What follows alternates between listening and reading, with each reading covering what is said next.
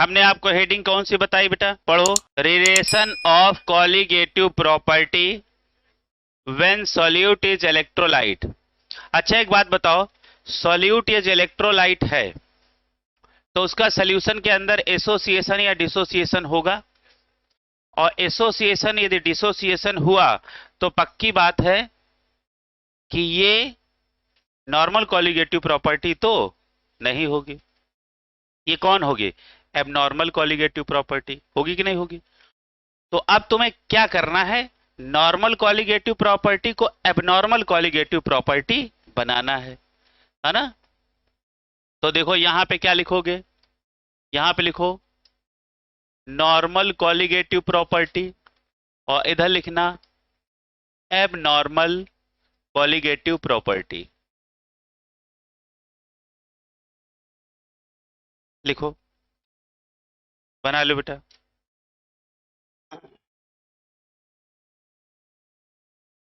AC चल रही है, बंद नहीं हो सकती है, बंद नहीं हो सकती, चलना चाहिए और क्या। अभी जनवरी में तो बहुत बढ़िया चलेगी, तो इधर देखेंगे और ठंडा आ जाएंगे। नहीं समझ रहे हो, सुनिएगा पहला सवाल पहला देखो, देखो हाँ, इधर देखो, इधर देखो, P not minus P S upon P not equal to X से पढ़ा था, ये नॉर्मल कॉलिगेटिव प्रॉपर्टी है। क्लियर है। अब इसी को हम क्या करें, एबनॉर्मल बनाए। तो देखो नॉर्मल को यदि आपको एबनॉर्मल बनाना हो तो आप मल्टीप्लाई कर दो आई से। किससे मल्टीप्लाई कर दो, आई से। और किधर करना है, राइट साइड। किधर करना है, राइट साइड। वो आर टी लिखा है राइट, तुम पूरा राइट लिखना। नहीं बहुत दिन तक यही नहीं समझ में आता ये क्या लिखे हैं, आर प्लस साइड है ना, तो तुम पूरा राइट लिखना, are I ji H T, पूरा राइट लिखो। तो देखो इसी को एबनॉर्मल बनाना तो क्या करेंगे, P not minus P S upon P not equal to I into X है। तो हमने क्या किया, फार्मूले में राइट साइड किसका मल्टीप्लाई कर दिया, आई का। अब ये कॉलिगेटिव प्रॉपर्टी एबनॉर्मल है और ये कॉलिगेटिव प्रॉपर्टी नॉर्मल है। ये समझ में आ रहा है ना, आई इंटू एक्स ए किससे मल्टीप्लाई कर दिया, ये मल्टीप्लाई है बेटा, कि आई एक्स एक्स ए पढ़ लो, आई इंटू एक्स है। अच्छा दूसरी कॉलिगेटिव प्रॉपर्टी आपने क्या पढ़ा, P not minus P S upon P not equal to M M B upon 1000। बातें नहीं, बातें नहीं, ये पढ़ा। अब इसको सारे बच्चे अब नॉर्मल अपने मन से बनाएं। इस कॉलिगेटिव प्रॉपर्टी को एबनॉर्मल बनाओ, सब लोग बनाओ बेटा।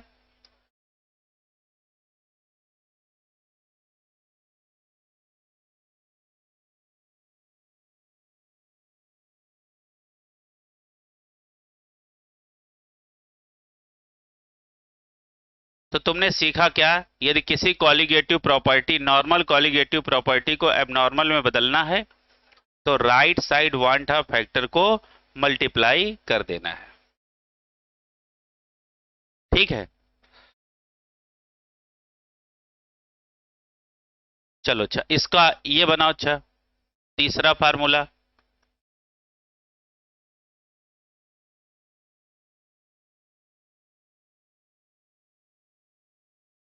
ये क्या फार्मूला हमने पढ़ाया था, इसी को एबनॉर्मल बनाओ।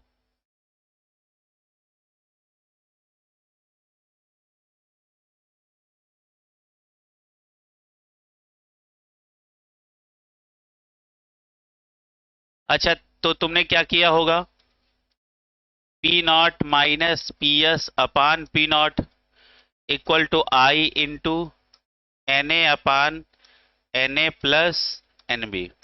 क्लियर है। अच्छा चौथा formula, delta TB equal to KB into M पढ़ा था। ये नॉर्मल कॉलिगेटिव प्रॉपर्टी थी। अब इसको अब नॉर्मल बनाओ बेटा, बनाओ, सब लोग अपने मन से बनाओ। तो क्या पढ़ेंगे? Delta TB equal to I into KB into M. चलो अच्छा, पांचवा अपने मन से बनाओ, पांचवा। क्या आपने डेल्टा टीएफ इक्वल टू पढ़ा था के एफ इंटू मोलेलिटी? इसको अब नॉर्मल बनाओ। Delta TF equal to I into K F into molality, है ना? अच्छा, क्या आपने pi equal to C R T पढ़ा था, है ना? ये फार्मूला क्या बनेगा? Pi equal to I C R T बनेगा। अच्छा, सातवां देखो, फॉर आइसोटोनिक सॉल्यूशन। किसके लिए? आइसोटोनिक सॉल्यूशन के लिए, है ना? क्या आपने पढ़ा है? Pi one equal to pi two. ये नॉर्मल कॉलिगेटिव प्रॉपर्टी है ना? तो तुम इसी को यहां क्या लिखोगे? For isotonic solution. अच्छा, यहां pi one equal to pi two या C one equal to C two, है ना? यहां क्या लिखोगे? आई वन एक्स वन बराबर आई टू एक्स टू, है कि नहीं? अब तुम ये कहोगे कि यहां तो राइट और लेफ्ट दोनों साइड मल्टीप्लाई हुआ है, तो ये राइट लेफ्ट नहीं है, ये दो अलग अलग फार्मूले हैं जिनको आपने इक्वल किया है। क्लियर है? कैसे? पाई वन इक्वल टू ये रहा होगा सी आर टी, रहा होगा, तो फिर pi one equal to pi two किया होगा, तो दोनों साइड आई आएगा। समझ पा रहे हो? क्लियर है? तो यहां पे क्या लिख सकते हो? I one C one equal to I two C to.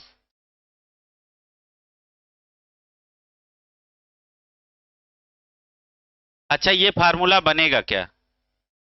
ये फार्मूला क्या बनेगा? ये क्या बनेगा? ये बनेगा I one into W one upon M one. अरे ये मोलेरिटी ही तो है। और into thousand upon V one equal to I two into W two upon M two into thousand upon V two. ये फार्मूला बनेगा कि नहीं बनेगा? ठीक है, अब ये टेबल बंद कर लो। आप कॉलिगेटिव प्रॉपर्टी को एबनॉर्मल बना सकते हो क्या करके? राइट साइड आई से मल्टीप्लाई करके। अब एक इस पे सवाल लगवा देता हूं, I one C one equal to I two C two पे एक सवाल लगवा देता हूं। क्वेश्चन लिखो।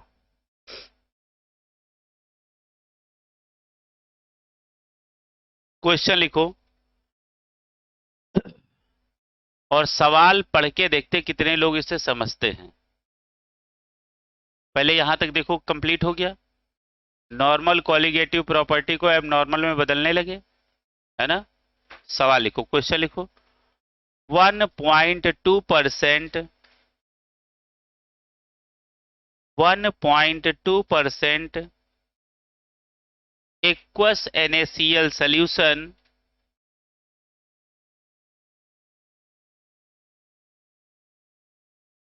is isotonic with 7.2%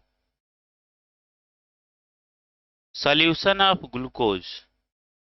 solution of glucose।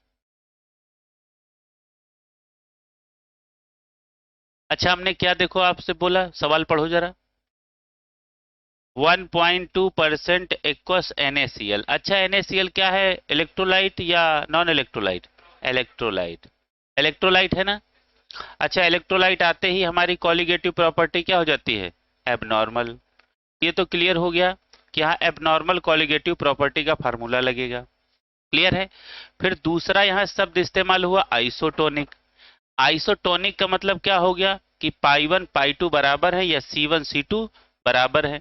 अब इस फार्मूले को एबनॉर्मल के लिए लगाना है, तो फार्मूला हमने पढ़ा क्या, I1 C1 equal to I2 C2। एक तरफ NaCl है, ये I1 C1 इसको मान लो, और एक तरफ ग्लूकोज है I2 C2 उसको मान लो। क्लियर है। अब नीचे लिखो calculate, calculate number 1 want half factor.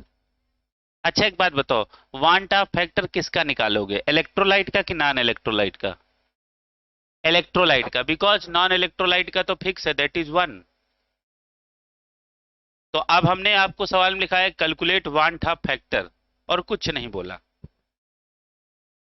तो इसका मतलब ये वांट हाफ फैक्टर किसका है, NaCl का, क्योंकि ग्लूकोज का नहीं पूछेगा। क्यों?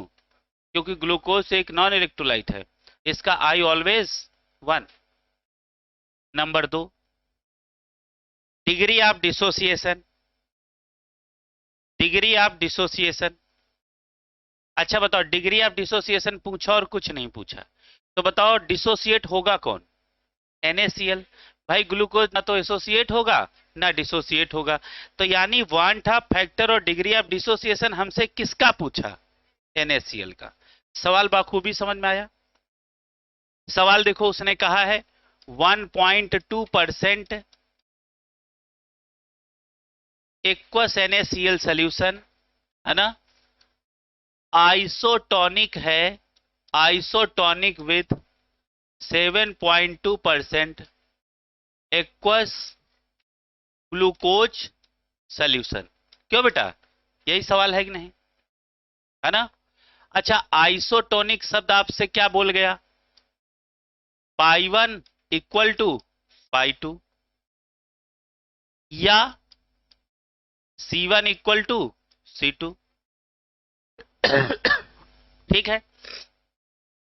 अब हमने देखा कि अपने पास जो इलेक्ट्रोलाइट के नाम पे एक साइड है वो है NaCl, वो इलेक्ट्रोलाइट है ना। इसका मतलब यही फार्मूला किसमें कन्वर्ट हो जाएगा, I1 C1 equal to I2 C2। देखो मैं वो अप्रोच बता रहा हूं जहां से आप सवाल को पकड़ोगे कि सवाल में लगाएं कौन सा फार्मूला। क्लियर है। अच्छा I1 अभी आपको मालूम नहीं, क्योंकि पहला पहला आपको कैलकुलेशन देना किसका है, I का, है ना। तो आप देखो हम फार्मूला पहला वाला हमसे क्या पूछा है, कैलकुलेट वांट हाफ फैक्टर, तो हम लोग क्या करने जा रहे हैं, कैलकुलेशन ऑफ I करने जा रहे हैं। और I कौन, I1, तो हमने क्या लिखा I1 इंटू, अच्छा ये मोलेरिटी है कि नहीं, तो क्या रखेंगे, वेट अपान मॉलिक्यूलर वेट इंटू 1000 और अपान V ml, है ना। अब जरा ध्यान से समझो, चलो अच्छा पहले पूरा फार्मूला लिख देते हैं। यहां का क्या होगा, I2 इंटू वेट अपान मॉलिक्यूलर वेट और इंटू 1000 अपान V ml। अच्छा एक बात बताओ, कहीं पे ये लिखा हो और कहीं पे ये लिखा हो, पहले तो इसका मीनिंग समझो। ठीक है, जब तक बाई मास ना कह दे तब तक हमेशा W/V ही मानना। तो इसका मतलब क्या है, 1.2 ग्राम NaCl present in 100 ml aqueous glucose solution. अरे एक्वस ग्लूकोज सॉल्यूशन ही तो है, एक्वस प्लस ग्लूकोज, एक्वस मतलब वाटर और ग्लूकोज तो सॉल्यूशन ही तो हुआ, समझ में आ रहा। तो ये मतलब हो गया। अच्छा इसका मतलब क्या है, 7.2 ग्राम, है ना, ग्लूकोज, बताओ बेटा, present in 100 ml aqueous glucose solution. ओ यहां ग्लूकोज का है को होगा बेटा, एक्वस किसका सॉल्यूशन है, एक्वस NaCl। अरे इधर कौन सोल्यूशन है, NaCl, इधर कौन सा सोल्यूशन है, एक्वस ग्लूकोज। दोनों बातें अलग अलग समझ में आ गई। अब ये वाले के हिसाब से ये फार्मूला और इस वाले के हिसाब से ये फार्मूला लगा दो। अच्छा, I1 और इनटू वेट कितना दिया गया है 1.2 ग्राम अपान, अच्छा बताओ NaCl का मॉलिक्यूलर वेट निकालो, NaCl का 23 प्लस 35.5 तो हो जाएगा 58.5, ये मॉलिक्यूलर वेट हुआ। तो क्या रख दिया 58.5, ये 58 है बेटा, और इनटू 1000, और ml कितना है, सोल्यूशन का ml कितना है 100 ml, यहाँ रख दो 100 बराबर। अच्छा आप देखो ग्लूकोज का I क्या होगा 1, तो यहाँ रख दो 1 इंटू वेट कितना दिया गया है 7.2। अच्छा ग्लूकोज का मॉलिक्यूलर वेट 180, कितना, ग्लूकोज का फार्मूला क्या होता है C6H12O6 12 ग्राम का एक कार्बन तो 6, 72 प्लस 12 हाइड्रोजन 12 ग्राम, और ये होगा क्या, कितना हो जाएगा 96, जोड़ो, अच्छा कितना हो जाएगा 180। अब इनको रटे रहा करो, कहां तक ये बार बार जोड़ोगे, यूरिया ग्लूकोज सुक्रोज तीनों रटे होने चाहिए। यूरिया का 60, ग्लूकोज का 180, सुक्रोज का 342, ये याद होने चाहिए, बार बार रटो नहीं, मतलब एक बार रट लिया बार बार उसको कैलकुलेट मत करो। अच्छा मॉलिक्यूलर वेट कितना हो जाएगा 180 इंटू 1000 अपान 100, चलो काट लो इनको, ठीक है, पॉइंट सेम जगह लगा है, हटा दो इसको पॉइंट, इसका पॉइंट हटाने के लिए एक जीरो बढ़ा लो, एक जीरो यहां से उड़ा दो, तो ये बचा क्या I1 इंटू 12 और एक मल्टीप्लाई कर दो तो 120 अपान 585 इक्वल टू 72 अपान 180, ये तो बचा, क्लियर है। अब I1 इक्वल टू तुम्हारा फार्मूला क्या बचा, सुनो बेटा I1 इक्वल टू क्या बचा 72 इंटू 585 अपान 180 इंटू 120। अब सारे बच्चे इसका कैलकुलेशन हमें निकाल के बताएं। 1.95 1.95 I1 का वैल्यू क्या आ गया 1.95, सही आंसर है क्योंकि आंसर हमारे पास है। सब लोग कैलकुलेशन कर लो बेटा, आ गया, पहला आंसर हम लोग निकाल लिए। देखो सवाल बड़ा है लेकिन यदि आपका अप्रोच सही है तो आप वहां तक कैलकुलेट करके पहुंच जाओगे। यहां तक हो गया सबका, आगे बढ़ा जाए, चलो आगे बढ़ते हैं, आगे बढ़े बेटा, सबका हो गया, लगा लो इसको। चलो दूसरा देखो, दूसरा पार्ट देखो, कैलकुलेशन ऑफ, बता बेटा अल्फा, अल्फा ही तो दूसरे में पूछा है। अच्छा डिग्री ऑफ डिसोसिएशन, यानी डिसोसिएशन के केस में हमने फार्मूला आपको पढ़ाया था दिन, क्या पढ़ाया था दिन, दिन का फार्मूला क्या है I-1 और N-1, यही तो फार्मूला पढ़ाया है। हमको अल्फा चाहिए, चाहिए ना। अच्छा बताओ बेटा आपने I क्या निकाला है 1.95 -1 अपान, यदि आपने NaCl को तोड़ा तो किसमें टूटा Na प्लस Cl माइनस, तो बताओ n इक्वल टू क्या हुआ 2, तो यहां क्या रख दिया n की जगह 2 -1, तो आंसर क्या आ जाएगा, ये तो 1 ही हो जाएगा, तो ये आंसर आएगा 0.95, तो अल्फा इक्वल टू आ जाएगा 0.95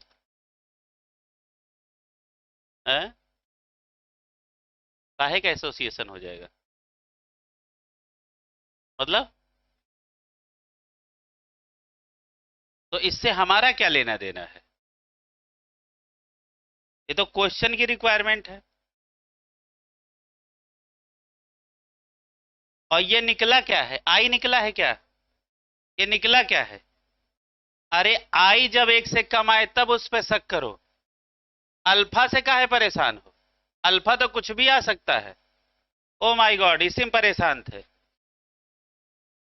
अरे i greater than one, that is dissociation, ये है क्या? हाँ, ये दुख था।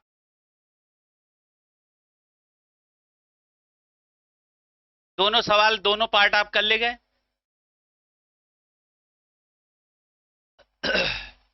आगे बढ़ा जाए, अगली हेडिंग डालो,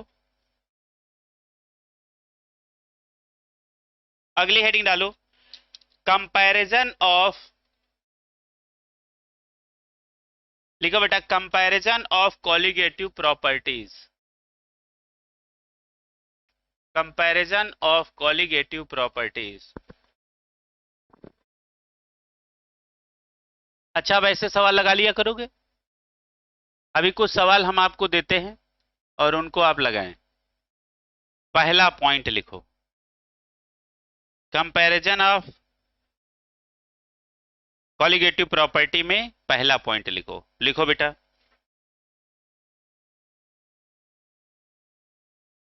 एज्यूम, पहला पॉइंट, जब आपको कॉलिगेटिव प्रॉपर्टीज का कंपेयर करना हो तो सबसे पहले आपको ये एज्यूम करके चलना है कि सॉल्यूशन हमारा कैसा है, डाइल्यूट है, डाइल्यूट है, इनफाइनाइट डाइल्यूट नहीं है। इनफाइनाइट डाइल्यूट हो जाएगा तो कौन सा लॉ लग जाएगा, कोहराउल्स लॉ। इनफाइनाइट डाइल्यूशन के लिए कौन सा लॉ है, कौन सा लॉ? हाँ,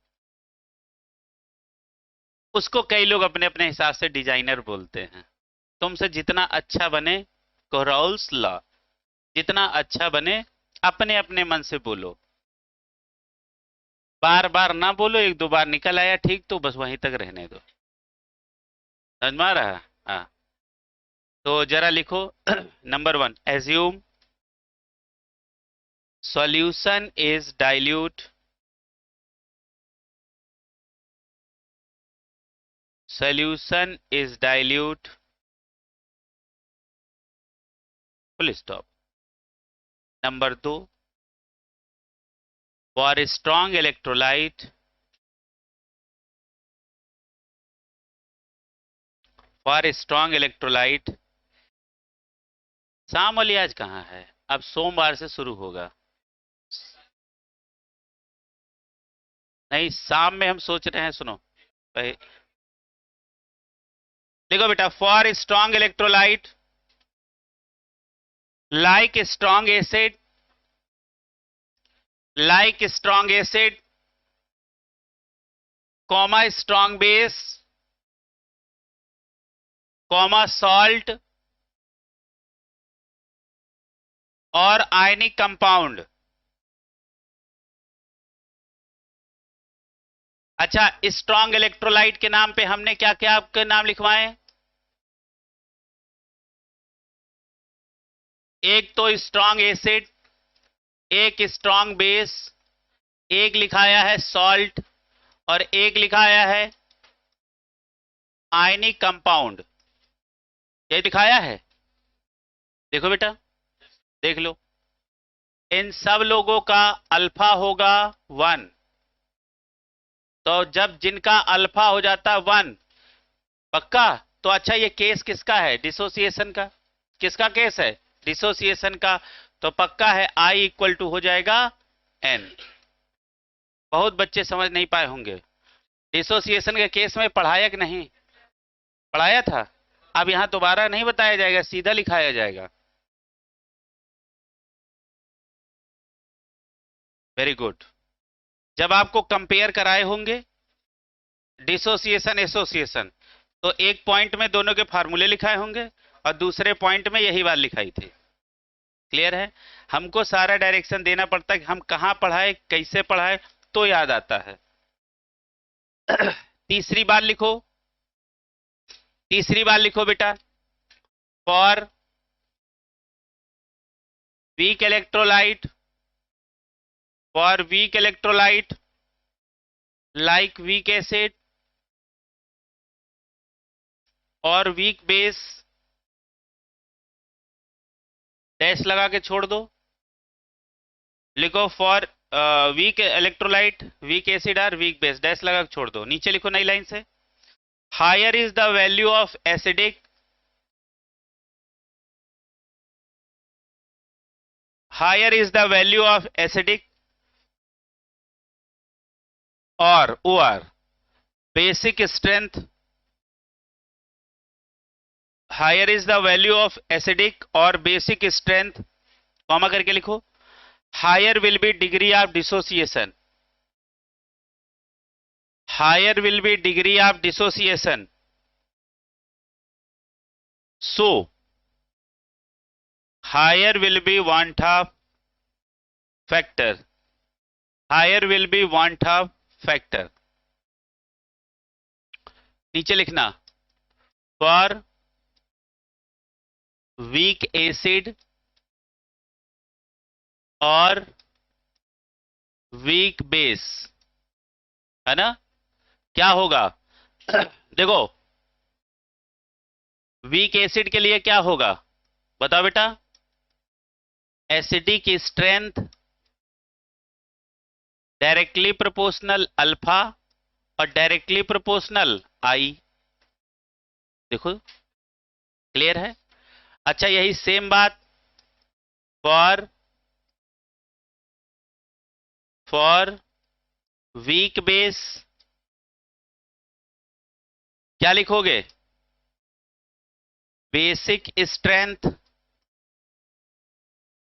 डायरेक्टली प्रोपोर्शनल अल्फा और डायरेक्टली प्रोपोर्शनल आई। ये किसके लिए कहानी चल रही है, वीक एसिड के लिए। अच्छा स्ट्रॉन्ग एसिड और स्ट्रॉन्ग बेस का आई किसके बराबर हो जाता है, आई किसके बराबर हो जाता है, एन के, एन किसके बराबर हो जाता है, आई के। लेकिन यहां ऐसा नहीं है। अगला सवाल लिखो, right decreasing order of alpha and I. और पहला लिखो number 1 HCOOH, number 2 C6H5COOH, number 3 CS3COOH, number 4 HCN। ठीक है, हमने इन चारों का आपसे क्या पूछा है, अल्फा और आई, कौन सा ऑर्डर, डिक्रीजिंग ऑर्डर। अच्छा सबसे पहले ये पहचानो कि ये सारी एसिड कमजोर है ना। अच्छा कैसे समझे, ऑर्गेनिक एसिड कमजोर होती हैं और इनऑर्गेनिक एसिड स्ट्रांग होती है ना। जैसे HCl है स्ट्रांग एसिड है, H2SO4 है स्ट्रांग एसिड है, HNO3 है, HClO4 है, ये सब स्ट्रांग एसिड है। और ऑर्गेनिक एसिड क्या होती हैं, इनऑर्गेनिक एसिड से कमजोर होती है। तो पक्का है ये सब कमजोर एसिड है ना। अच्छा अब जैसे 4 गधे बच्चे हैं तो 4 गधों में भी एक ज्यादा होशियार होगा जो सबसे कम गधा होगा। वैसे ही मान लो ये 4 वीक एसिड हैं, इन चारों में से कोई एक ऐसा होगा जो ज्यादा एसिडिक होगा, फिर उससे कम, फिर उससे कम, फिर उससे कम। तो सारे बच्चे यहां पे एक जुगाड़ लिख लें, एक नया जुगाड़ लिखो, लिखो एसिडिक स्ट्रेंथ और आगे लिखो FBA, लिखो FBA। और आज के बाद हमेशा इसको याद रखना, एसिडिक स्ट्रेंथ का ऑर्डर ये तुम्हें याद रखना है, ना यहां प्लस आई, ना यहां माइनस आई, ना यहां प्लस आर, ना यहां माइनस आर, कोई कॉन्सेप्ट मत लगाना, ओनली FBA। क्या बोलोगे, FBA। F का मतलब हो गया फॉर्मिक एसिड, फॉर्मिक एसिड, और दूसरा हो गया बेंजोइक एसिड, और तीसरा हो गया एसिटिक एसिड। तो सबसे ज्यादा एसिडिक कौन हुआ, फॉर्मिक एसिड, उसके बाद बेंजोइक एसिड, उसके बाद एसिटिक एसिड, और सबसे कमजोर जो लास्ट में हमने लिखा HCN। ठीक है, ये सबसे लास्ट में लिखा, इसको सबसे लास्ट में लिख लेना। ठीक है। और आज के बाद FBA हमेशा याद रखना, कोई रूल मत लगाना, एसिडिक स्ट्रेंथ जब भी पूछे डायरेक्ट क्या बोलना, FBA। क्योंकि यहाँ +I -I +R -R लगाओगे तो आंसर गलत आएगा, इसीलिए इसको जुगाड़ बना के याद करा दिया गया। हाँ बताओ, एसिडिक स्ट्रेंथ डायरेक्टली प्रोपोर्शनल क्या है, अल्फा, और डायरेक्टली प्रोपोर्शनल क्या है, आई। तो जो ऑर्डर एसिडिक स्ट्रेंथ का है वही ऑर्डर अल्फा का होगा, वही ऑर्डर आई का होगा। तो बताओ अल्फा का ऑर्डर क्या होगा, 1 2 3 4। अच्छा आई का ऑर्डर क्या होगा, 1 2 3 4 होगा। अच्छा बताओ एसिडिक स्ट्रेंथ का ऑर्डर क्या होगा, 1 2 3 4 होगा कि नहीं होगा, है नहीं समझ में आया क्या, चलो लिख लो।